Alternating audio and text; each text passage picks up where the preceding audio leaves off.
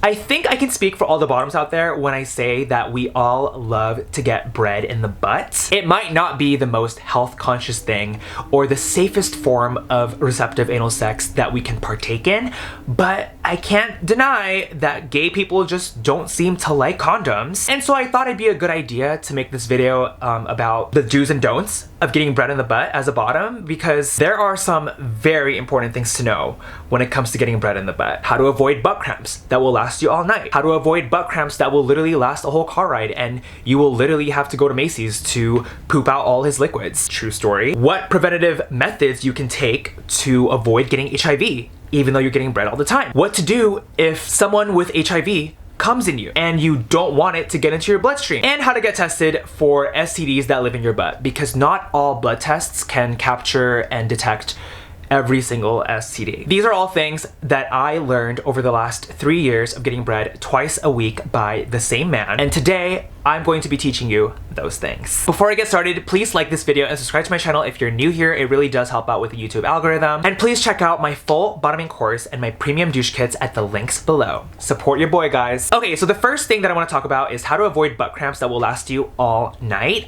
after he comes in you. So in the beginning, when I was getting bread all the time, when I was, you know, a little baby virgin, actually I wasn't a virgin because I was literally getting bread all the time, but like in the beginning, I thought that it would be okay and normal and like healthy to just go to the bathroom once and like poop out his liquids before going to bed or like before going to the freaking store or wherever, you know what I mean? The first couple times I got bread, I only used the bathroom one time to poop out his liquids.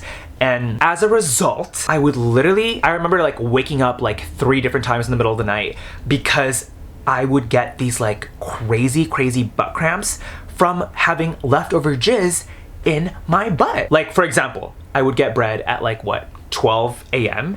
and then I'd go to bed, and then at 1 a.m. I'd wake up, use the bathroom, poop out once, go back to bed, and then at 3 a.m. I'd wake up again, go to the bathroom, poop out more jizz, and then go back to bed. And then at freaking in the morning at 7, 8 a.m., I would go to the bathroom and just fart and shart, and it would feel horrible, and it would just like feel like I have diarrhea when in reality I don't. There was another time when I got bread the night before and all I did was poop once. I did not get cramps overnight, so I thought I was like good, you know? But in the morning, I went to go freaking to the mall with my friend Shannon, and I got like the worst cramps that came so randomly because I thought I was like good. They came so randomly to me in the middle of this freaking mall in Santa Anita in Arcadia, California. And I literally was like, Shannon, we have to go to the bathroom. Went to the bathroom and I sharted my brains out. And guess what was on the toilet bowl? Not poop, babes. I literally was like, it's not poop. What is this? I thought I pooped this out last night. It's not poop?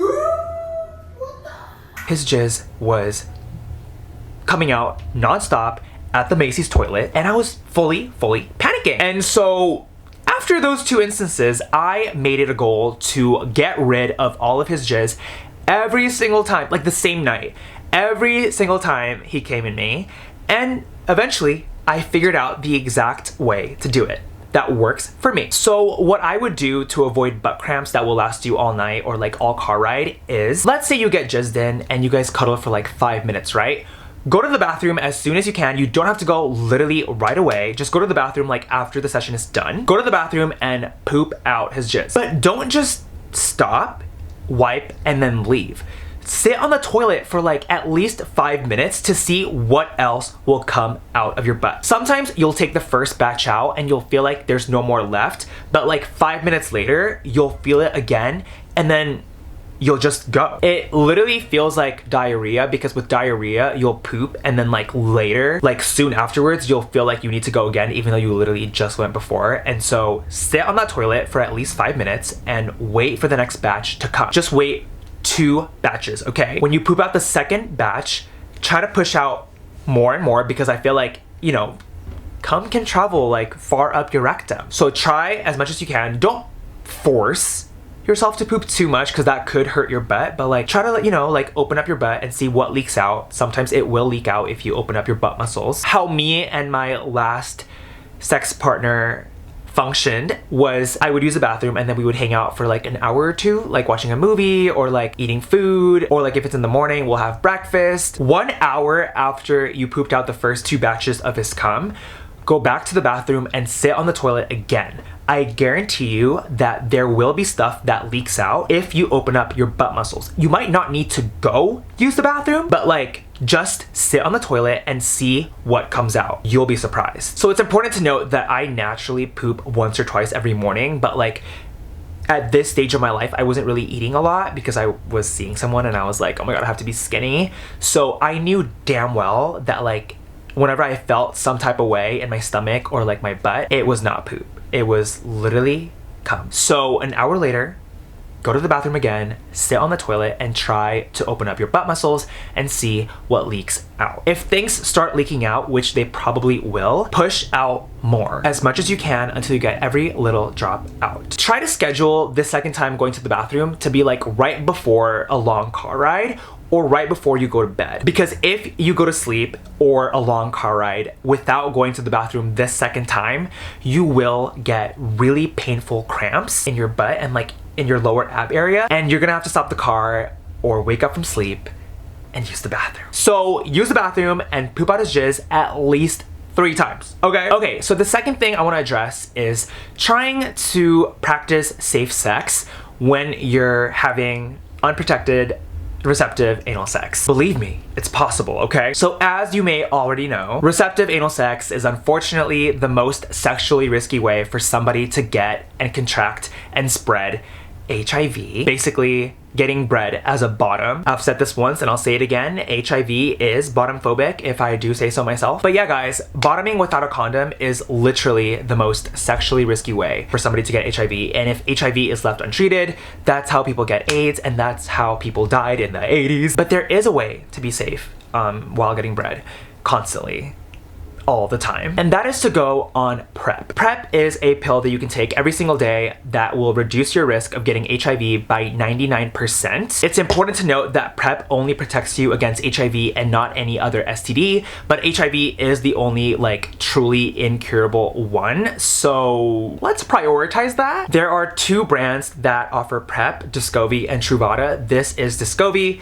I used to start out with Truvada a long time ago, but now I use Descovy. Actually, I'm literally not even active now, so I don't use this at all. Basically, you start taking PrEP, which is a pill a day, and after 7 days of taking it daily, you'll be 92% protected against HIV, and after a month of using PrEP, you'll be 99% protected against HIV. So hypothetically, let's say you get cummed in by someone who has HIV. If you take PrEP, you probably will not get HIV, but there is, you know, a tiny 1% chance, but it's proven to be effective. The way I got PrEP before was I would go to Planned Parenthood for my routine STD testing and I would ask them to give me PrEP. They have to make sure that you are HIV negative before giving you a prescription, so they will do a bunch of tests on you. At Planned Parenthood, I definitely had to pay a little bit because that was just my insurance, but like recently this company reached out to me called Mr.com and they apparently offer free PrEP for people that live in California. I mean, not California, people that live in the US and like US territories and stuff. So definitely go check out Mr.com if you want free PrEP. I think you do have to give your information in there. And they do this thing where you can choose to go to a lab to do the HIV test to make sure you're good and negative for the prescription, or you can do like an at-home HIV testing kit. You can order that to your house and then you have to prick your own blood. That's not very fun, but they do give you that option if you don't want to go in to an office or a lab, and then they'll deliver the prescription to your door. So that's what they usually do. And this video is not sponsored. I wish it was, but it's not. You could also ask for PrEP at your local doctor's office or, you know, any medical related thing, LGBT clinic, your doctor's office. They should have or know what the hell PrEP is. Just FYI, PrEP is short for pre-exposure prophylaxis. So the reason why it's pre is because you want to take this as a preventative measure to protect you against HIV. It's not useful if you have HIV and you take it. That's not how it works. That's a completely different medicine. That brings me to the third thing that I want to talk about. What happens when you get cummed in by somebody who has HIV? Now, let me be clear before I get to number 3 that you can only get infected by HIV if the person has a detectable viral load. Nowadays, with HIV and like with AIDS medications, we've progressed a lot as a society. So if somebody has HIV, all they need to do is take a pill a day. It's like art or something. And the goal of that medication is to get their load to be undetectable. And if they are undetectable, they still have HIV, but they won't transmit that virus to anybody else. So I'm not saying that that medication doesn't work, but it's still good to know what you can do if you get cummed in by somebody who has HIV that maybe doesn't know if their load is undetectable yet, or maybe doesn't even know if they have HIV, or if they just have a detectable viral load. So let's talk about 3. What do you do when someone comes in you and they have HIV? From the moment you are exposed to that virus, from the moment you are BRED, bareback bread in the butt, you have 72 hours to get on PEP. PEP is PrEP's older brother. It is short for post-exposure prophylaxis. Get it? Pre and post. This is a pill that you take within 72 hours of exposure that will stop the HIV virus from getting into your bloodstream. This is still preventative, but it's used after HIV exposure. The side effects are a lot worse, so definitely only go on this if you're sure, or like if you have a good gut feeling that somebody with HIV just came in you. But remember, you only have 3 days/72 hours to get on this from the moment you are exposed. And you know, it gets less effective the longer you wait in those 3 days. So try to go get the medication like as soon as possible. Again, you can get PEP at your local doctor's office or Planned Parenthood.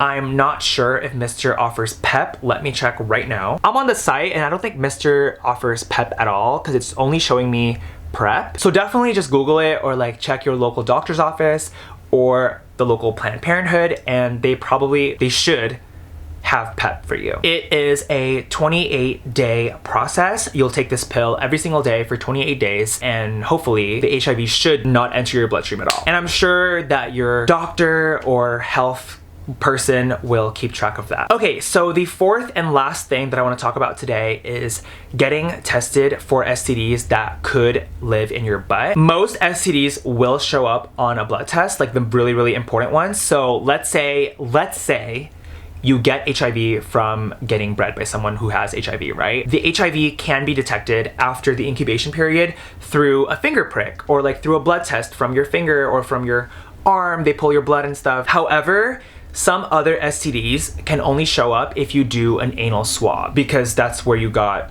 exposed to the semen. Let me try to make this make more sense to you. Switching gears for a sec. The first time I got an STD, the first and only time I got an STD was chlamydia in my throat, right?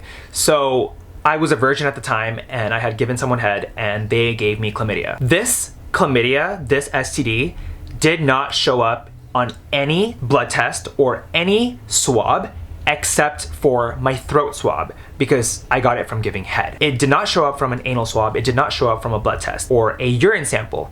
It showed up from a throat swab. So my point is, if you get bred, you should most definitely get an anal swab at wherever you're getting tested. Yes, most STDs will show up on a blood test after the incubation period, but for STDs like chlamydia and gonorrhea, you have to get that site of exposure a separate test. Does that make sense? So if you get bred, you have to do an anal swab to make sure you test for STDs that live in that area that will not go into your bloodstream.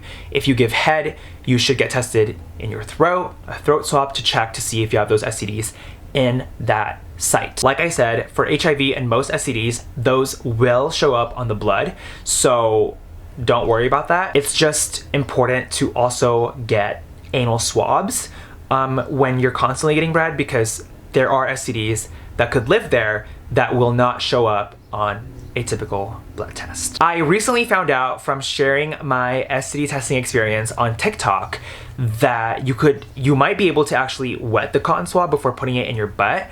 I've always just put it in dry and it would hurt and it would not always like go in smoothly. So definitely ask your doctor or whoever is there, the nurse, if you could get some lube or put some water on it before sticking it in your butt, because it can be a little bit difficult and you have to get it deep enough. You know what I mean? Like you have to actually put it in your butt and get like some brown stuff on it. It can't be fully clean when you put it back in the tube to get it tested. So definitely keep that in mind. Okay guys, that is all for today. Thank you so much for watching this video. I really hope that I explained things decently well and I hope that you can take something out of this because this is very, very important stuff. Let me know in the comments if you have any questions or if you want me to post about something else. I will get to you, and I do read all your comments. Thank you again for watching. Please, last but not least, like this video if you haven't done so already. It really does help with the YouTube algorithm. And please also subscribe to my channel so I can grow on YouTube and I can talk to you more and we can be friends and all that stuff. Please also check out my full bottoming course and my premium douche kits at the links below. Keep me employed, please. And yeah, thank you guys so much. I love you and have fun getting bread, and I'll talk to you soon.